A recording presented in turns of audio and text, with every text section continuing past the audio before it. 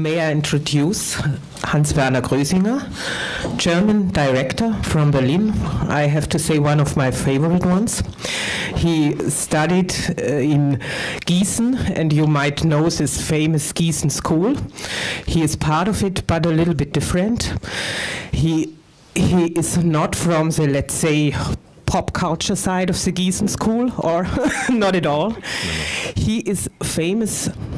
Hello? Working? He is famous for documentary theater, also here in a very special sense, very text-orientated, very research-based, very serious developed. He will talk about it. Normally he is reading thousands of pages to develop his pieces, and normally his pieces have strong political topics. The RAF, Eichmann, Shah of Persia, Rwanda, what else? A lot of very, very important and rather difficult topics. Hans-Werner, I'm happy that you are here. Thank you for coming.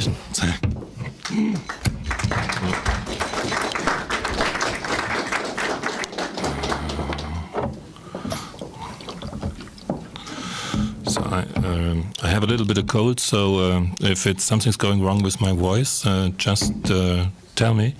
Then I try to speak louder.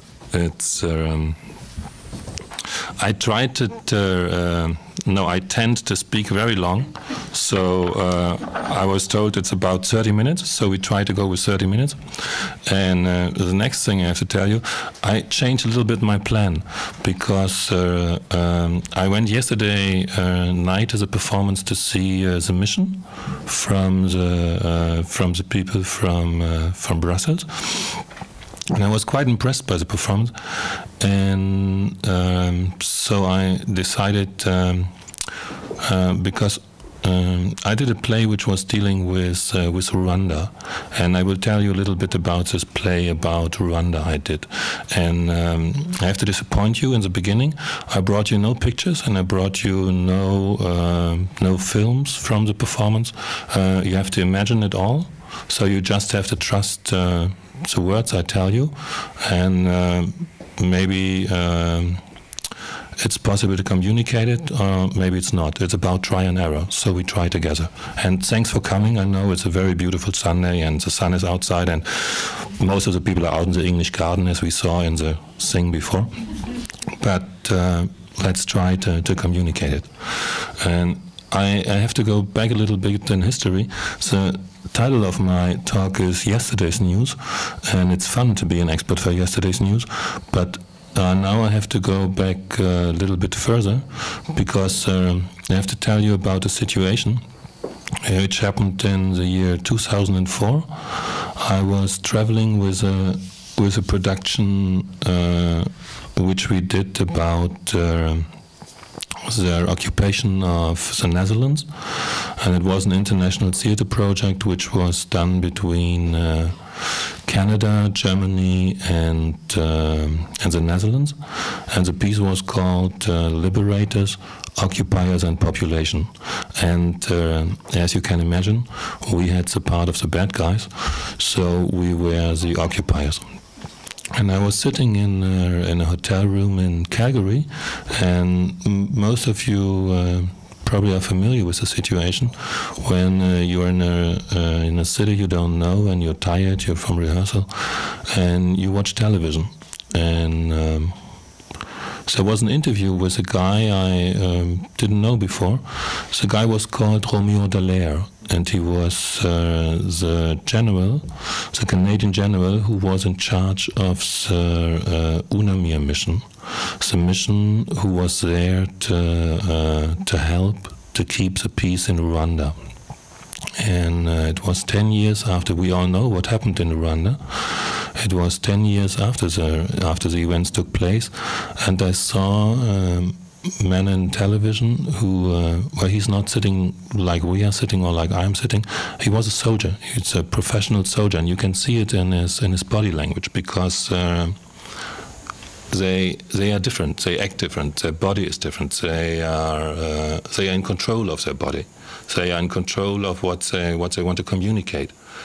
And you saw a man who was a general, and he was talking about things which were terrible, you didn't want to know about. But the most dangerous word, the most dangerous line for me was, which hit me right in the face, that he said, well, it would have been possible to stop it, but Europe was not interested. Europe was dealing with Yugoslavia. And he was right.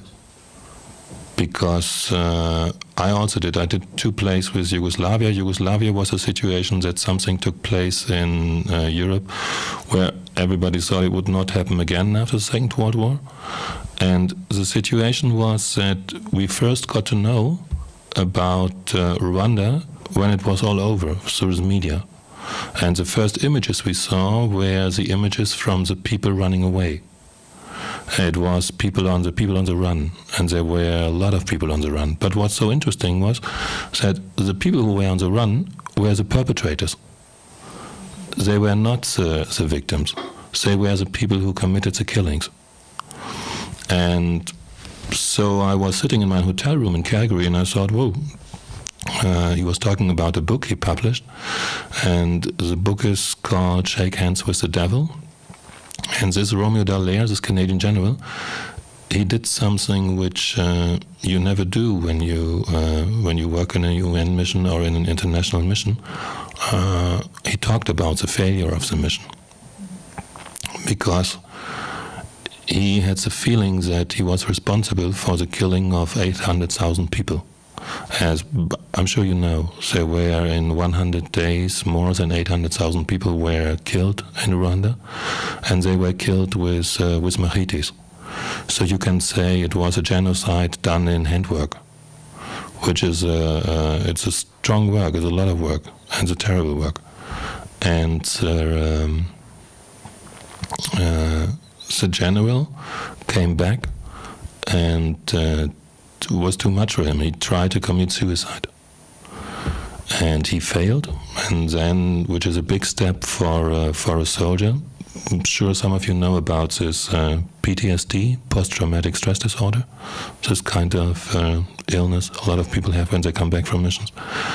And he went to see a psychotherapist, and the psychotherapist told him, there is no way for you to deal with it. The only way you can deal with it, you have to make it public. You have to talk about it. And then he started writing the book. And it took him more than 5 years to write the book. And luckily, I was in Canada when he was just talking about the book, when he was presenting it. Otherwise, the issue would not have hit me. So I bought the book, and I read the book, and I was very surprised to read in the book that Rwanda was a German colony. I didn't know that. I knew it was a Belgian colony, but I had no idea of it being a German colony. And now I have to go a little bit in detail about the history of Rwanda. In Rwanda, we have Hutu, Tutsi, and Twa. But this is not, it's not an ethnic group. It was a social classification. And it was a very simple social classification. It had to do with the ownership of cows. And so it was a very flexible system. So you could say, when you have, and it had to do with the system, how close you were to the ruler. And if you had, just to make it very simple, it's more complicated, but otherwise the 30 minutes are over and we have nothing else. If you have more than 10 cows, you would be a Tutsi. If you have less than 10 cows, you would be a Hutu, and if you have nothing, you would be a Twa. But this is a flexible system. So in one family, it could be that there were Hutu and Tutsi in the same family. But of course, when the Germans took over, they it's not good to deal with this kind of system, with this flexible thing. So they started making rules, and they started making the separation. For example, education would just be for the Tutsi. And so you start separating a society. And then after the First World War, when it was over, the Germans lost Rwanda, and then the Belgians took over. And the Belgians, of course, they were more precise than the Germans. They invented the passport for the people who lived there. And with the passport, it was fixed now. Now you were Hutu, Tutsi or Twa, and there was no change possible between these people. So you would stay where you are. And of course then the system developed, and the Tutsi are the privileged, and the Hutu are not so privileged, and the Twa are still there. And it's maybe 1% of the whole population. And what happened then was, because the Belgians were dealing with the society in a way they were dealing in their own country, with this conflict they had between Vlaams and Walloon. And what was quite interesting was that there has been slaughtering and massacres throughout the 50s, throughout the 60s, throughout the 70s, and it came in waves. But then, now coming back to the point where the mission starts, in a lot of Tutsi have been moved over to Uganda, and there they formed the Rwandan Patriotic Front. Kagame was the leader, and he helped in Uganda, and then they started fighting against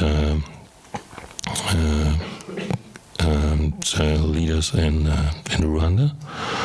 And what happened next was that you have this situation where the government is no longer in control of the real political circumstances, and now the international community moves in. The international community, because there was a lot of money was moving into Rwanda. But it was not only money moving into Rwanda. Rwanda was a place where there is no, there is no natural resources. So it's not so important. The only thing, there is one quote which says, Rwanda, they just have people, nothing else. From an international perspective of view, it was interesting, because Rwanda was supposed to be a kind of fortress against the Islamic movement in Sudan. But it's too difficult to go in detail in the African thing. And so now we have this general, this Ronald Dallaire, who is he's a soldier by heart, and he wants to lead an UN mission, and he gets this assignment for Rwanda, and he gets the appointment. But he gets UN mission Chapter 6. That's very important, because Chapter 6, it's a peacekeeping mission. But how you do a peacekeeping mission when you go into a country where there is no peace? So he wanted to have Chapter 7 mission, but he didn't get it. So he's there, he is present in the country, he wants to have about 5,000 soldiers, he gets 2,400. And he is in the country, and he has his people all over the country. And Rwanda is a country which is very much dominated from a central structure, which has to do with the links to France. And so what he realizes is that there is stuff going on in the country which has definitely nothing to do with peacekeeping missions. There is machetes are coming in the country. And it's not a few machetes, it's a figure of a few $1 million which goes into the buying of machetes from China. So there is so much, tools for gardening for farming, which there's not enough land to use all these tools. And what they start now, he has his informers all over, and they get the information that there is a thing called the Interhamwe. So the forces from the government, they start training people. And it's not that they start training them in the hiding, it's an open thing. You have,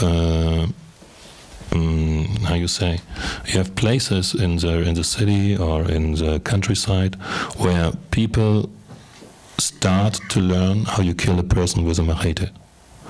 And the first thing you have to learn, because machete. So a very, how you say, efficient way of killing with a machete is because it takes some time. When the people run away, you first have to hit them in the legs to cut the wrinkles, because then the people can't run. And if you have done it with this, then you have the chance to kill more. So these are all these practical advices I get, and it's all in the open. So he gives the information to the UN headquarters in New York. There is a lot of communication going on, and the faxes and the cables, they are all there. But no one is really interested, because the problem is that I think the year before, Mogadishu happened, Somalia. I don't know, maybe some of you have seen this film, Black Hawk Down, about this failure in this American army mission, where they tried to hijack a warlord, and one helicopter is shot down and American soldiers die. And you had these images of the American soldiers where they are torn into pieces in the streets of Mogadishu all over. And Clinton said he changes the US military doctrine. He says no more images of dead American soldiers, never. So the Americans are not willing to participate.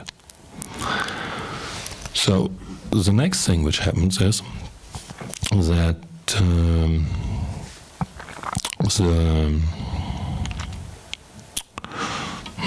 to look to my time schedule.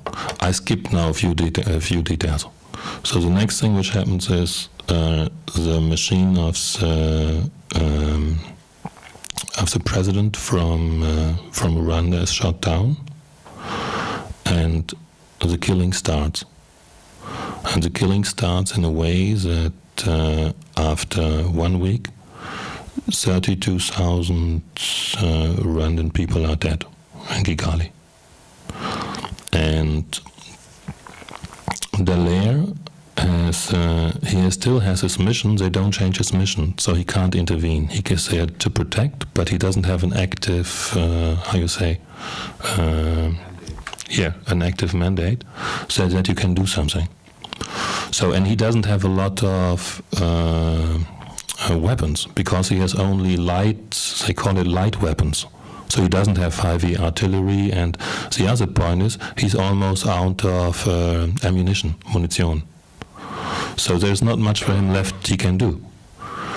And so he is desperately trying to get support from other nations. And only Belgium and France are willing to send in some troops. But the mandate is not changed. So what happens next is that the Belgians come in, and the French come in. American troops are at the border because they are dealing with facts in another country, but they're not allowed to go. And they come in, and what they do, they take the Europeans out. So all the Europeans, they disappear, but they don't stay. So the next thing is, what happens to Dallaire is he is missing 10 Belgian soldiers are killed, and he can't do anything about it. And the next step which happens is that the Belgian Prime Minister says we have to get our people out. But we don't want to be the only ones who take people out, because it should not look that we run away. So it would be nice if we could make a general taking out of the country, a remove, because it doesn't make sense to stay there any longer. And I read an interview with a Belgian soldier. He said he was almost dying when he got the order to go out, because he knew that the people who would stay were how you say, dead bodies on vacation. It was clear that they would be killed. And he was very desperate about the situation of his other soldiers. And now there is another interesting issue, because Dallaire made a plan, and he made a plan where he says we are 1 week in the genocide now. Dallaire made a plan where he says that if he has 4,000 soldiers, because Rwanda is run in a way that it's a very centralized country, if you bring in 4,000 people, we can stop the killing. Because if we stop it in the center, it will not spread out all over the country. And the soldiers are all there, but they are just there to get the Europeans out. And then the only witnesses are gone. And what is interesting about this fact with this plan, there was 2 years later in the American Military Academy, there was there was a meeting, a 3-day meeting about international military actions. And there this plan was discussed. And all the people who were there, and they are professionals for this kind of business, say the plan would have worked out. But no one was willing to send in the troops and risk the lives of the people. And another interesting issue is, which led us to another play then, was that a South African private military company, which is called Executive Outcome, which was built after the end of the apartheid state, and the ANC government had to get rid somehow of all these old soldiers. So they were supporting them to build their own companies. And the most successful private military company in the 90s was Executive Outcome, which was a South African company. And they also developed a plan which said, we go in with 3,000 people, and in 2 weeks it's over. And this plan was also proved, and this plan would also have worked out, they say, but no one was even willing to pay the price to send these people in. So now we have the progress of genocide from week to week. And at the end of the 100 days, we have more than 800,000 people dead. And the next thing happens, because we saw all the cables, we saw all the documentation and all the, not all, but we saw a lot, because it takes a long time until you do a project. For example, I saw Dallaire in 2004 on the television, and we opened the show in 2009. Usually shows are quicker, but this project took very long, because it was also not easy to find someone who would be willing to produce it. And coming back to the situation from the morning, where the guy from China said, we do it without money, we do it with friends and everything. Of course you can do this, but sometimes you also need money to put something on, and where you can present something, where you show something, and it's depending on which way you go, which style you go, what you're looking for. But coming back to the situation, when it was all over, there was 2 years after the genocide, we had a great speech. No, it was 3 years. We had a great speech from Mr. Clinton, who made a stop when he was on his way to South Africa to see Nelson Mandela, and he stopped in Rwanda for 3 hours. And as the airplane came down, and on the field, he gave a great speech. I saw the speech on television and documentation. And it's a great speech, and he says he's terribly sorry for the whole situation, and if he would have known, he would do something. He would have done something. He definitely would have. But he did not know. And the situation of the West was that, terribly enough, no one really knew what was going on, what was the real circumstances in Rwanda. But if the West would have known, they would have done something. It was a great speech, and was a performance which goes directly to your heart. But the problem was that it was not true, because the cables were there. He knew every day what was going on in Rwanda. The information was there. It was just not, it was not convenient for him to do something. So this was the reason why he didn't do something. And a few weeks into the genocide, I don't know exactly which week it was, Dallaire got a phone call. He got a phone call from a guy from the Foreign Ministry of the United States. And the guy wants to know, how many people are dead now?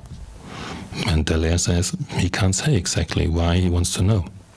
And there is a lot of going on, who is dead and why is dead and where the dead bodies are and all the thing. And suddenly the man from the Foreign Office says, well, if you are sure that we have more than 80,000 dead Rwandans, we could risk the life of one American soldier to our public, to communicate it. And it's not about saying something bad about the United States. It's just about saying something how a communication process goes and how information goes, how dealing with history and how dealing with politics in public goes. And that's an interesting issue. So I tell you a little bit more about the performance, and I skip the rest of the information, because the way I work, as you can see now, it's dealing with. I like to read, so I do a lot of reading. So it's a lot of books, and we'll meet a lot of people, and then you think, okay, you could do a project about it. And then I meet with my set designer and with my musician, and I ask if they are also interested in the issue. And if they are, then they join the project. And then we have a lot of material. We have, usually we have about at least 700 to 1,000 pages, which it's a stock. And then we ask the actors who would be interested in joining for the process. And so, as you know immediately, the actors must like to read. If you don't like reading, you're in the wrong project. So, and then, but we have no play. We have only interest for the issue. So what we do then, we spend 2 or 3 weeks, sometimes 4 weeks, we sit around at tables, and everybody is reading it. They get the materials before, and then everybody is coming up with his own material, and then we make a collection of the materials we want to use, what we find is relevant. And according to this, everybody who is in the project has a right to speak what he wants to choose. And then from this you get the idea for the set. What kind of situation you want to have, and then we develop this, and then we do the construction, and then we develop the play. And usually when we have maybe 3, if you're lucky 4 weeks to put it in motion, because the difficult thing with this kind of projects is that not everything which you find interesting in reading is working on the stage. So sometimes texts are too complicated that you don't find a way how to deal with it in a theatrical situation. And we only have one rule in the company, which says we don't make it easy. So most of these texts are not written for the stage. A lot of it's documents. so it's for reading, and we don't change them. So when you come to our shows, you have to make sure that you put a lot of effort in the show. You are asked to participate, and you have to put in a lot of work, a lot of effort, a lot of thinking. But of course, now coming back to the title of the thing, it's a lot of joy, it's a lot of fun, because singing in public can be fun. And that's what we try to do. That we create a space where we use the concentration you can have in a theater. That the people, because we burn a lot of our lifetime in these shows, and we take maybe 2 hours from your lifetime and see what you can use of it, what is helpful for you, what you can make of it. And if you're lucky, you take it, and then it's spreading out. And it's, how you say, it's, we set you on a road, because then you try to want more, you want to know more about the issue. And then you start reading, and then you start doing research, and you try to communicate it, and you talk about it. And from the experience we have, because we do it now since a very long time, we do it for more than 15 years now, these kind of work. In Berlin we have a growing audience, we have more and more people. And we have people who come just because they are interested in the topic, which means they usually don't go to the theater, but they get the rumors, they hear something about, there's something dealing about Rwanda, so let's see what they do. And we have the theater people.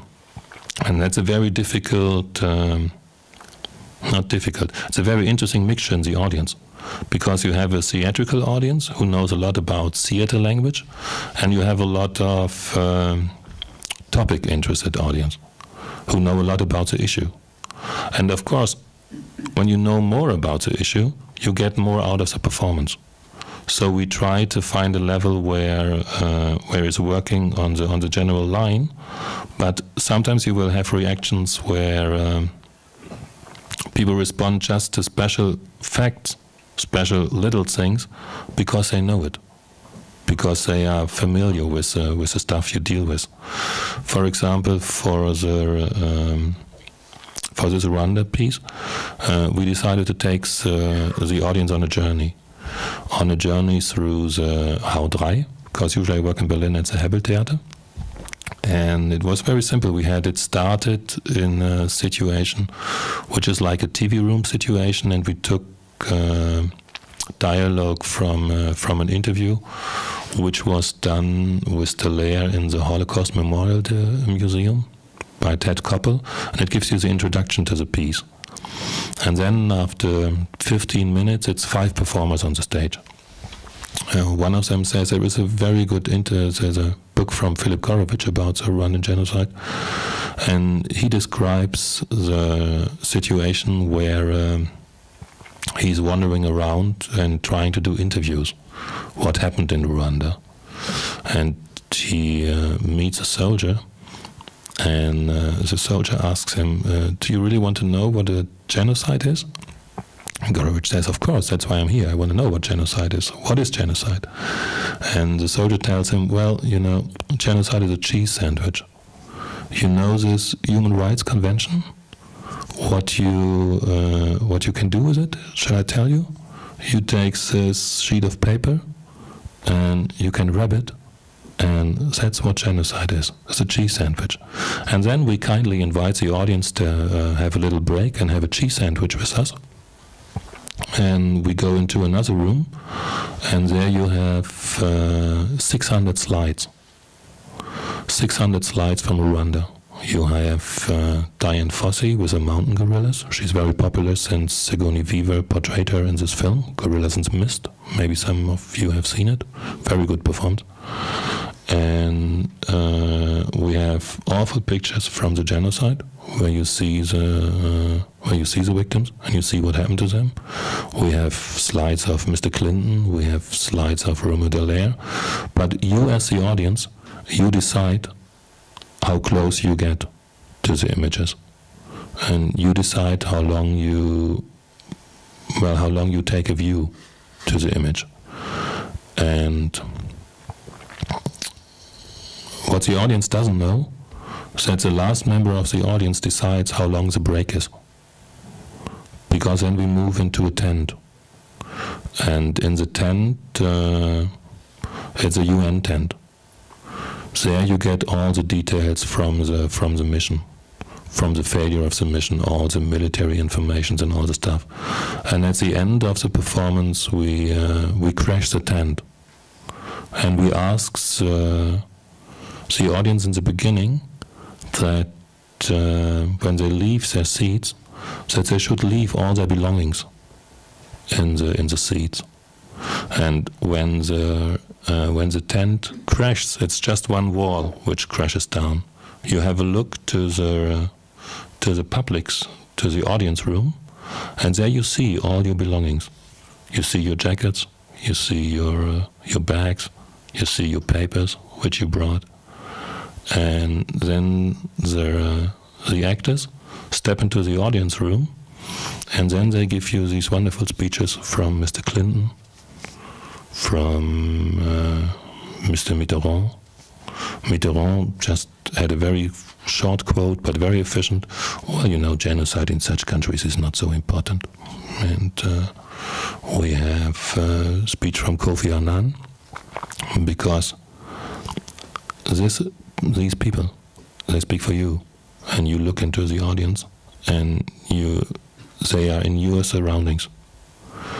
And what happens then in one of the performances, because we got the idea for the image, we spoke with people from the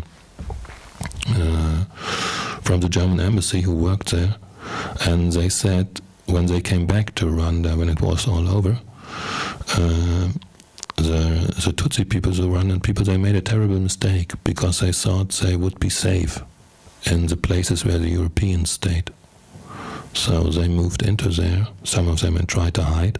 But of course they were found and they were killed. And one said, and I came back in the apartment where I lived, and there were the clothes of the person who had died, and the blood was still there, but all the rest was gone. And, well, now you get an impression of the kind of stuff I do and we do in the group. And if you have questions, please ask questions. Ja. Kann man das Licht heller machen? Are you always concentrating on such political subjects? Is this your main focus? Yes, you can say that my main issue is how you deal with history and with politics in theatrical spaces. Yeah. Because the thing is, for example, I invest at least 1 year when I do a project, and so it has to be something which keeps me going for a long time. Could you name 2 other projects, please? Well, we have just done something about the revolution in Iran, and the idea for this came 2 years ago. I was invited to the theater festival in Cairo. And I was there and I spoke with a lot of people in Cairo, and everybody was very unhappy with the situation and described how the system in Egypt was, and but none of them thought, from the people I spoke with, that there would be a change in the near future. And when it all started now, this change, the so-called Arab Spring, I got very interested in the issue, but it's very difficult to say something to it from the outside. But you can see the difficulties you have in describing the Arab Spring. And so to my mind came the idea, it would be very interesting to go back in time in the region and to look what was the describing of the revolution in Iran when it took place, before it was clear that Khomeini would take over. So we developed a play which is dealing with the description of the Iranian Revolution, which is based on articles Michel Foucault wrote, because he was there for the Corriere della Sera, and he went there because he wanted to see a revolution in the making. And we had information. There is a very good book, if you're interested in the situation, which is called Shah and Shah, from Riza Kapuscinski. which he was there and he's describing it, and he's also describing the difficulties how you describe a revolution. And what is interesting that Kapuscinski is using a method where he's working from details, from pictures, trying up to invent stories. And Foucault is, well, he's more a generalist. He is trying to create the structure, to describe the structure. And this is what we were trying to deal with in the performance. And you should come next Sunday, because next Sunday Laila Soliman is here, and I knew Laila. I saw the piece she just did in the Hebel about her view of the revolution. She is from Cairo, and she did a very interesting piece which she just showed in Berlin, and she can tell you more from the inside. And she is, I think it's a very interesting approach she has describing it for us and for her. So that's. Have you taken your show to Rwanda? No, we have not taken it to Rwanda. We have performed it in several places in Germany, and to be honest, I'm not sure how much the people from Rwanda would take out of it, because it's dealing very much with our Western view towards the issues which are happening there, and how we react, how we respond to history in the making, or to genocide in the making. There is this interesting production from the people from, I think they're also from Brussels, which was done about 10 years ago, where they deal with, they had people who fled to Belgium, and they did a performance with survivors of the genocide. And I know that they traveled to, I think 2 years ago or so, they traveled to Rwanda and they brought the show to Rwanda. There is a Belgian documentary about it, where you can see what happened. I've taken a show about genocide to Rwanda. I'm a Canadian theatre director, so I've studied all the same things you studied. And Canada now has a connection with Rwanda. There's some Canadians that are working there in theatre. It's a very interesting theatre scene. It's very new, but yeah, I was just curious.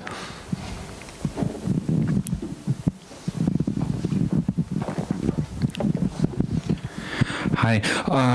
I'm very interested about the thing in the UK. We also have this trend towards, well, documentary theatre and bringing reality onto the stage, but I think a typical British approach to a similar thing would have been to portray the soldier on stage, use perhaps his writing and do a well-made play out of it. I'm quite intrigued by the performance situation, the situation you bring the audience into, and I was wondering whether you could say a bit more about your, well, say, dramaturgy, or how you plan the journey for the audience, because it's a different one from observing something, it seems to me, or just identifying or not identifying, and the traditional theatre machinery. So I'd be quite keen to hear more about that. Well, it's for this performance, for example, there's one thing we never do. We never have one character which is going through the whole thing. So all the actors, they can take Rome Dallaire for a sequence. So what we do, for example, what we realized watching him, we could see that it's interesting from his body language. For example, he sits, and his left arm was always a little bit like this. He's not wounded. It's just, it seems to be a gesture where he's protecting himself. So when we shift the character, we make a slight connotation of this gesture, so that the audience knows who is talking. But if you're not totally awake, you can lose who is playing what in the moment. So you have to construct over the whole evening. You have to construct with us a show. So I don't know, maybe we're not nice people. We don't make it easy. You have to concentrate, and you will miss. If you're not concentrated, you will miss things. You will definitely miss things. But what is always interesting when the audience gets into conversation after the show, because of course we have I studied in Gießen, of course, and then you have a how you say, Prägung.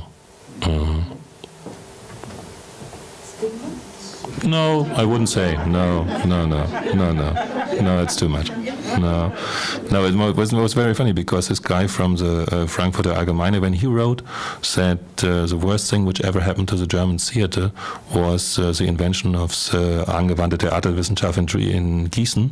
He gave us a brand name, which was very good for us. So we became very popular. So, and no, but it's a thing. I'm always interested in history, and I studied a little bit of law and history before I decided to go into theater. I worked together with Heine Müller. I worked at the Hamlet Machine in East Berlin, and we had 8 months to prepare the show. And when we started doing Hamlet Machine, the GDR was still there, and when we came out, it was gone. But I'm very influenced by his way of dealing with language and dealing with history, and there is a special respect for words. So we deal with language. I'm interested in the way history is written for us. I don't know which. I can't say it in English. Es geht nicht das B-Schreiben, es geht auch das Überschreiben. Because whenever you write something over it. There is and interesting is what stays and what disappears from the sources, from the material, and much more disappears than which stays. And because we work from documents, but it's not objective, because every decision we take for one document is a decision against 10 others. So we set you on a trail, and we don't give you all the material. We give you a lot of material. We give you more material than you can carry. But then you have to make your decisions, and you take what is useful for you, where you can rely to. That's the idea basically. So it gives the audience some work. There is not so much work around. It's a big problem in our Western societies. So when you come to us, you get a lot of work.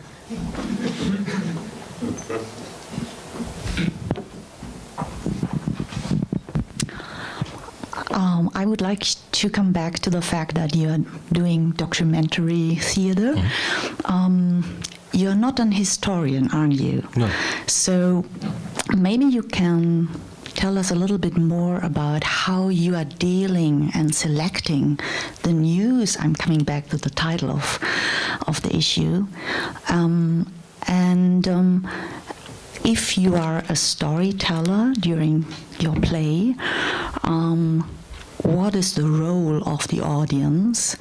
And if you follow a certain mission behind all that, that means bring you into the play also very generic questions like why genocide happens, or what does it have to do with our sort of being, and things like that. Well, there's a lot of questions. It's more than 10 minutes. So, but I try to keep myself short. It's well, the main point basically it's I'm curious. I'm curious about what happens and how to put yourself in relation to the things which happens. And for example, when Hamlet Machine was over, I stopped doing theater for 2 years because it changed my perspective to plays and how you deal with politics on stage. And then I was happy enough to get a grant, and had 1 year where I could think what I do and what I wanted to do, and so it's great to have grants and for doing this kind of stuff. And I was, and that's where I know Klaus Seelein from. I had a grant at the Academy of Solitude in Stuttgart. what to me was quite interesting, what you have all these international artists sitting around, and we had luxury studios, and we had money, and we didn't have to think about what will happen next month, and we had time. And I looked into the history of Solitude, and I was quite surprised to find out that Solitude in the time of National Socialism, there was regular meetings for the up-and-coming generation of the German SS. And Solitude has something to do, which is, there is a direct line from Solitude, which is the Pleasure Castle, to Ludwigsburg, which is the castle where they do all the governing. And this alley is called Solitude Alley. It's a straight line, and all the measurement in Württemberg is based on this line. And believe it or not, at this line, which was for the Duke, there is the most prominent prison which you find in Germany, Stammheim, is directly at this street. So you have, I call it unterirdische connections, connections under the ground, where you take up power structures.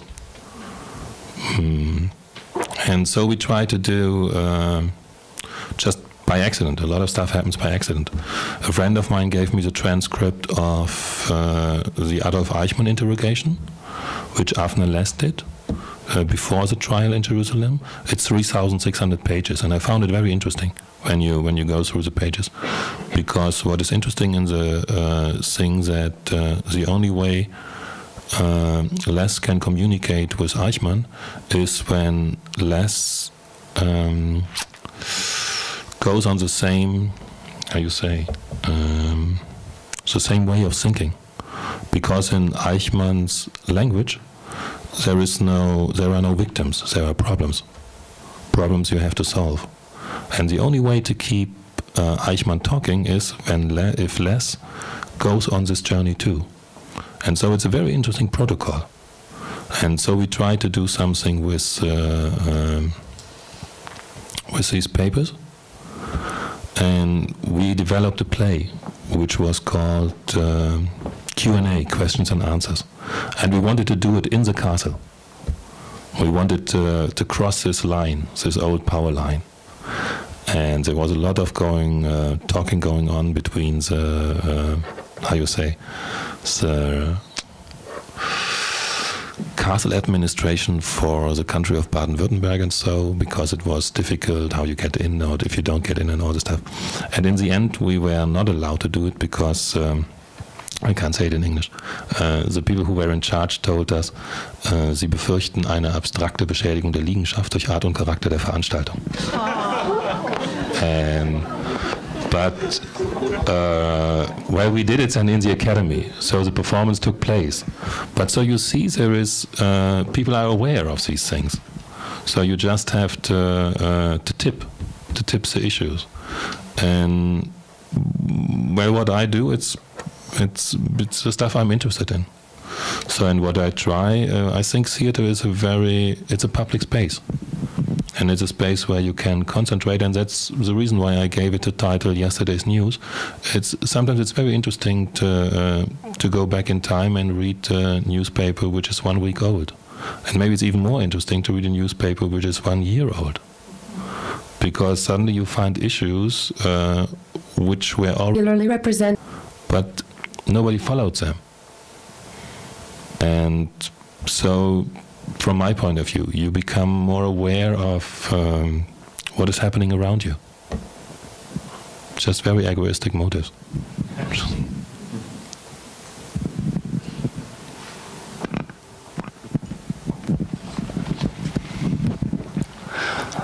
I'm very interested in how you deal with kind of emotion and those kind of personal responses on stage, because obviously the piece about Rwanda was very much based on a kind of very visceral emotional experience of the Canadian general, but your mode of working is a very painstaking historical mode of research, where you're almost unpicking kind of psychological motives, and obviously there's a lot of work in theatre is based on making the audience respond, and there'll be an emotional element as well as an intellectual element to that. So I was just wondering if you could say something about how you connect kind of emotional and intellectual ideas within your work. Well, there's always one terrible moment when an actor works with us for the first time, because we say you can play less. So it's more underacting than overacting. So, and I think it's all there. It's all in the words. So if you deliver the words in the right way, the audience will get the emotion. It's not against the emotion, but I think a lot of the stuff in the theater is done in a way that it's over-emotionalized. And it's a kind of strategy where you force the audience to go to a place where you don't want to go. And I don't want to go into places I don't want to go. So, but when you have been there, then it's over. You have you had a terrible emotional experience, but it's over when the show is over. And in our shows you get, well, it's more like acupuncture. You get a few stitches. But if you're lucky, they work for a long time.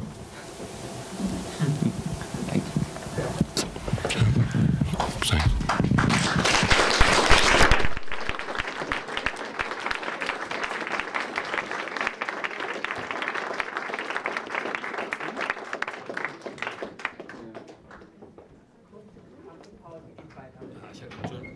Ich hatte Ihnen eigentlich noch einen Text mitgebracht. So, weil ich habe gedacht, es ist Sonntag und es ist Matinee und es gibt so einen Text, den mag ich total gerne. Ich kann auch schon in die Kaffeepause gehen, ich will nicht nur, weil ich glaube, der hat ganz viel mit unserem Thema zu tun. Das ist ein Text, eine ganz kurze Parabel von Kafka, die heißt Der Geier. Viele von Ihnen kennen die vielleicht. So, die es noch nicht kennen, ich kann es nicht übersetzen, es ist zu kompliziert, weil es wirklich eine sehr poetische Sprache. Ich lese Ihnen einfach mal vor. Es war ein Geier, der hackte in meine Füße. Stiefel und Strümpfe hatte er schon aufgerissen. Nun hackte er schon in die Füße selbst. Immer schlug er zu, flog dann unruhig mehrmals um mich und setzte dann die Arbeit fort. Es kam ein Herr vorüber, sah ein Weilchen zu und fragte dann, warum ich den Geier dulde. Ich bin ja wehrlos, sagte ich. Er kam und fing zu hacken an, da wollte ich ihn natürlich wegtreiben, versuchte ihn sogar zu würgen, aber ein solches Tier hat große Kräfte. Auch wollte er mir schon ins Gesicht springen. Da opferte ich lieber die Füße. Nun sind sie schon fast zerrissen. Dass Sie sich so quälen lassen, sagte der Herr. Ein Schuss und der Geier ist erledigt. Ist das so? Fragte ich.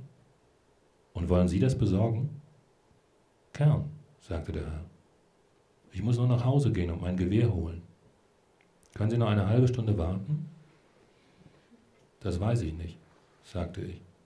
Und stand eine Weile starr vor Schmerz, dann sagte ich, bitte, versuchen Sie es für jeden Fall. Gut, sagte der Herr, ich werde mich beeilen.